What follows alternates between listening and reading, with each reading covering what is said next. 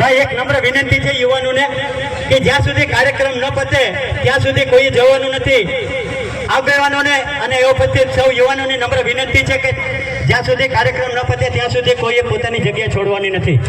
વિમલભાઈ ચુડાસમાને નમ્ર વિનંતી કરી કે પોતાનું વક્તવ્ય આપશે. જય જય કોળી સમાજ, જય માનદાતા. સોમનાથ મુકામે આપણા ઈષ્ટ દેવતા માનદાતાના જન્મ જયંતિ નિમિત્તે મંચ ઉપર ઉપસ્થિત આપણા સંસદ રાજેશભાઈ ચુડાસમા, માજી ધારાસભ્ય શ્રી પુંજાભાઈ વંશ, ભાવનગરથી પધારેલ રાજુભાઈ સોલંકી, તાલાળાથી પધારેલ દેવેન્દ્રભાઈ, માનદાતાના જિલ્લાના પ્રમુખશ્રી, તાલુકાના પ્રમુખશ્રી, ઉપસ્થિત મંચ ઉપર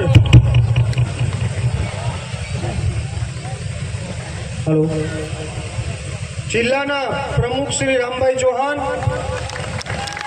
મંચ ઉપર ઉપસ્થિત કોળી સમાજના પટેલશ્રીઓ, પ્રમુખશ્રીઓ, સરપંચો, નગરસેવકો, તાલુકા પંચાયત પ્રમુખશ્રીઓ, તાલુકા પંચાયત સદસ્યશ્રીઓ, તમામ આગેવાનો, વડીલશ્રીઓ, જ્યારે 14 તારીખ આવતી હોય ત્યારે હંમેશા એક વસ્તુ ચોક્કસથી ઓળખાતી કે 14 તારીખ આવે એના 2 દિવસ પહેલા યુવાનો અને બધા ત્યાં દોરો પતંગ ઉડાડવાની તૈયારી કરતા હોય છે. વર્ષોથી અમે નાના હતા, મને યાદ આવે કે પતંગ ઉડાડવાની તૈયારી કરતા હોય છે. પણ 14 તારીખ આવે હવે ત્યારે સમગ્ર ગુજરાત અને સમગ્ર ભારતમાં લોકો વાત કરતા હોય કે આજે માનદાતાનો રેલો નીકળવાનો છે.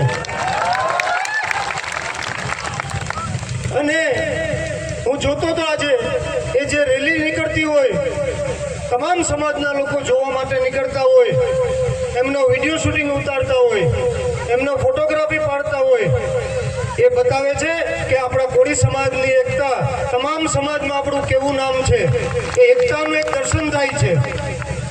અને જ્યારે રેલી નીકળવાની હોય ત્યારે હજારોની સંખ્યામાં નીકળવાની હોય ત્યારે ચોક્કસ રીતે પોલીસ તંત્ર પણ વિચારતું હોય કે આ રેલીને આપણે કેવી રીતે બંદોબસ્ત આપશું, એને કેવી રીતે સાચવશું. કારણ કે આટલી મોટી રેલી કોઈ સમાજની નીકળતી નથી, મેં ક્યારેય જોઈ નથી. ત્યારે પોલીસ તંત્ર પણ ચિંતામાં હોય એટલું કે આ રેલીને સરસ રીતે જાય અને એ રેલીને કેવી રીતે કરવું, અગાઉથી એની તૈયારી કરતા હોય. પણ જ્યારે રેલી નીકળતી હોય ત્યારે મારા કોળી સમાજના આગેવાનો, વડીલો એ સાથે હોય અને રેલીનું એવું સંચાલન કરતા હોય ત્યારે પોલીસ તંત્રને પણ એમ લાગે છે કે આ લોકો જે રેલીનું સંચાલન કરી શકે, અમે તો ખોટી ચિંતા કરીએ છીએ. આટલું સરસ મજાનું આયોજન થતું હોય અને આટલું સરસ મજાનું આયોજન થતું હોય ત્યારે તમામ આગેવાનો, હોદ્દેદારો, જે માનદાતાની રેલી નીકળતી હોય એમાં તમામ હાજર રહેતા હોય. અને જ્યારે તમામ હાજર રહેતા હોય ત્યારે એક ચોક્કસ વાત કહી શકાય કે એક જ વસ્તુ એવી છે કે માનદાતાની રેલી છે ત્યાં સ્વયંભૂ મારા કોળી સમાજના લોકો પોતાના ખર્ચે પોતાને સ્વયંભૂ આવે છે, કોઈને આમંત્રણની પણ જરૂર નથી પડતી. એ ચોક્કસ રીતે આ કહી શકાય. આ કોળી સમાજમાં આ રીતે જે માનદાતાની રેલી છે એ રેલીમાં જે લોકો આવે છે એ સ્વયંભૂ આવે છે. અને જ્યારે સ્વયંભૂ લોકો આટલી મોટી સંખ્યામાં આવતું હોય ત્યારે કોળી સમાજની આ તાકાત દેખાતી હોય, આ શક્તિ દેખાતી હોય, એ પણ સોમનાથના સાનિધ્યમાં દેખાતી હોય. અને સમાજની એકતાની વાત કરતા હોય ત્યારે સમાજની એકતાની વાત વર્ષો સુધી આપણા વડીલો, આગેવાનો કરી. એના કારણે આ મંચ ઉપર બધા આગેવાનો બેઠા છે વર્ષો સુધી, એને વાત કરી. એના કારણે આજે સમાજની એકતા થઈ છે. અને સમાજની એકતાનું કારણ તમારી સામે તમારો વિમલ ચુડાસમા ઉદાહરણ આપી શકો. 2022માં જે સમાજની એકતાની વાત હું ચોક્કસ રીતે કહી શકીશ કે 2020 જેવી T20 જેવી મેચ ચાલતી હોય અને મારા કોળી સમાજે જે છેલ્લા રાઉન્ડમાં સ્ટેડિયમમાંથી 6 માર્યો એ આજે પણ બોલ મળ્યો નથી. હું ચોક્કસ રીતે કહી શકીશ કે જ્યારે પણ 2 વાર લડ્યો છે ચૂંટણી, પણ સમાજ મારા કોળી સમાજને હું લાખ અભિનંદન આપીશ કે મારો કોળી સમાજ પોતે તો ચાલ્યો છે અને બીજા સમાજને સાથે લઈને ચાલ્યો છે. એટલે તમામ સમાજ આજે મારા કોળી સમાજ ઉપર ભરોસો કરે છે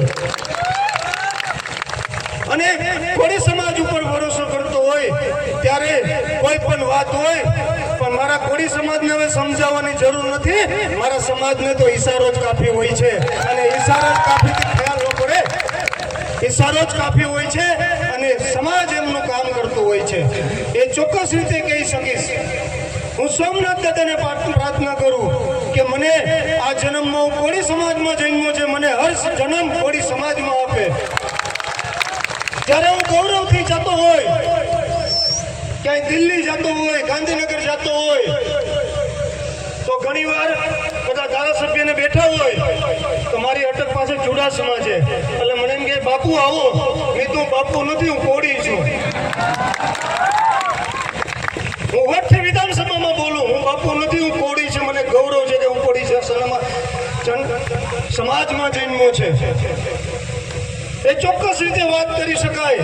જ્યારે સમાજની વાત થતી હોય, ઘણી બધી વાત થતી હોય, ત્યારે ગયા વખતે પણ મેં વાત કરી છે કે સમાજના લોકો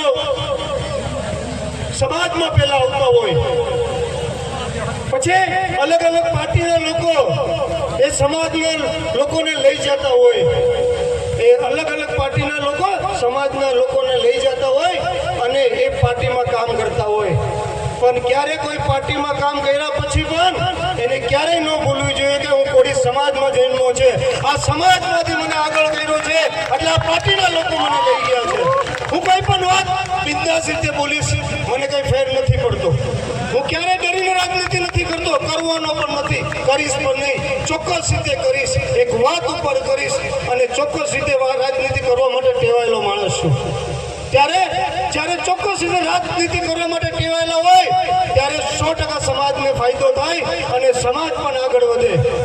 વધારે વાત ન કહેવું, સવારના બધા રેલીમાં ફરતા હોય છે, પણ એક ચોક્કસ રીતે દર વખતે મેસેજ આપતો હોય કે સમાજને આગળ વધવું હોય તો સમાજને પોતાના બાળકોને ભણાવવા પડશે, શિક્ષણ તરફ લાવવા પડશે. અને શિક્ષણ તરફ તમે લાવશો, કારણ કે તમે જોજો ગુજરાત હોય કે ભારતમાં હોય, હાલમાં પણ તમે જોજો જે સમાજમાં સૌથી વધારે શિક્ષણ હશે, ભણતર હશે, એ સમાજ પહેલા નંબર ઉપર હશે. હજી પણ આપણે પહેલા નંબર ઉપર નથી. કોળી સમાજને જો પહેલા નંબર ઉપર આવવું હોય તો એને ખાસ કરીને પોતાના બાળકોને ભણાવવા પડશે. અને સમાજમાં ઘણીવાર આપણે જોતા હોય તો પહેલા એવું થતું કે લગ્ન પ્રસંગ થતા તો બાજુવાળાના દીકરા માટે સારું ડીજે લઈ આવે, તો બાજુવાળા એમ કે હું મારા દીકરા માટે સારું ડીજે લઈ આવું. તો બાજુમાં કહે કે હું વધારે સૌથી વધારે જમવાની વસ્તુઓ રાખું, તો બાજુવાળા કહે કે હું એનાથી સૌથી વધારે વસ્તુઓ રાખું. એ સમયે એ હરીફાઈ ચાલતી હતી. પણ આજે તો મારા કોળી સમાજમાં આજુબાજુમાં એવી હરીફાઈ લગાવે કે સૌથી વધારે હું મારા દીકરાને ને મારી દીકરીને ભણાવીશ. કોળી સમાજમાં શિક્ષણની હરીફાઈ ચાલુ થઈ છે, એમાં હું ચોક્કસ રીતે કહી શકું. એટલે કહી શકું કે આજે શિક્ષણની હરીફાઈ શરૂ ન થઈ હોત તો આજે આપણા કોળી સમાજના દીકરા સીએ તરીકે બન્યા હોય, એનું સન્માન કરવાનો એક ધારાસભ્ય તરીકે મને મોકો ન મળ્યો. એ ચોક્કસ રીતે વાત કરી શકાય. અને આ શિક્ષણની હરીફાઈ સોમનાથ દાદાને પ્રાર્થના કરું કે હંમેશા માટે હરીફાઈ રહે. હરીફાઈ રહેશે તો કોળી સમાજને પહેલા નંબર ઉપર લાવવા માટે ક્યારેય કોઈ રોકી નહીં શકે, ક્યારેય કોઈ રોકી નહીં શકે. એ ચોક્કસ રીતે વાત કરી શકીશ. અને વધારે વાત ન કહેતા, ઘણો બધી સમય થયો છે ત્યારે સમાજની વાત કરતા હોય, સમાજને કાયમી માટે આ રીતે એકતાપૂર્વક રહેજો. સોમનાથ દાદા શક્તિ આપણે આપે કે આ રીતે હંમેશા માટે એક સાથે રહેશું. વધુ વાત ન કહું પણ એટલું કહું છું કે સમાજને ક્યારે પણ જરૂર પડે તે આપનો દીકરો વિમલ